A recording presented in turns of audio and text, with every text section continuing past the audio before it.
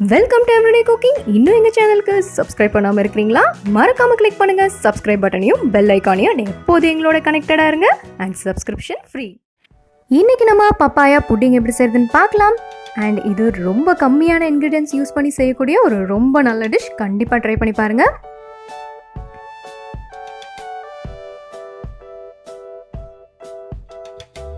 இதுக்கு நம்ம ஒரு அரை பப்பாளி யூஸ் பண்ண போகிறோம். ஒரு பெரிய சைஸ் பப்பாளியாக இருந்தால் அரை பப்பாளி எடுத்துக்கோங்க. தோல் எடுத்துருங்க. தோல் எடுத்துகிட்டு சின்ன சின்னதாக சாப் பண்ணி மிக்ஸி ஜாரில் ஆட் பண்ணுங்கள். இதோட ஒரு அரை லெமன் ஜூஸ் ஆட் பண்ணிக்கலாம். ஒரு 1/4 கப் கண்டென்ஸ் மில்க்.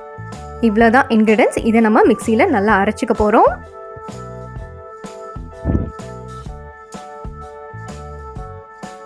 யூஸ்வலாக நீங்கள் பப்பாளியில் பால் சேர்த்து அடித்து வெளியே வச்சிங்கனாலே கொஞ்சம் நேரத்தில் ஜெல்லி மாதிரி நல்லா கெட்டியாகிடும். இங்கே நம்ம கண்டென்ஸ் மில்க்கும் லெமனும் யூஸ் பண்ணுறோம். ஸோ இன்னும் நல்லா கெட்டியாக இருக்கும்.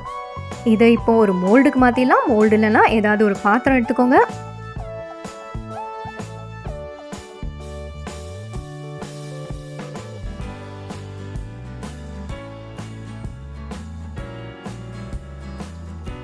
இதை இப்போ நம்ம ஃப்ரிட்ஜில் ஒரு 1 hour வச்சு எடுக்கலாம். ஃப்ரீசரில் வைக்க வேண்டாம், நார்மலாகவே வைங்க. ஒரு 1 மணி நேரம் வைங்க. இதுவும் ரெடி ஆயிடுச்சு. இப்போ அதை திருப்பிடலாம்.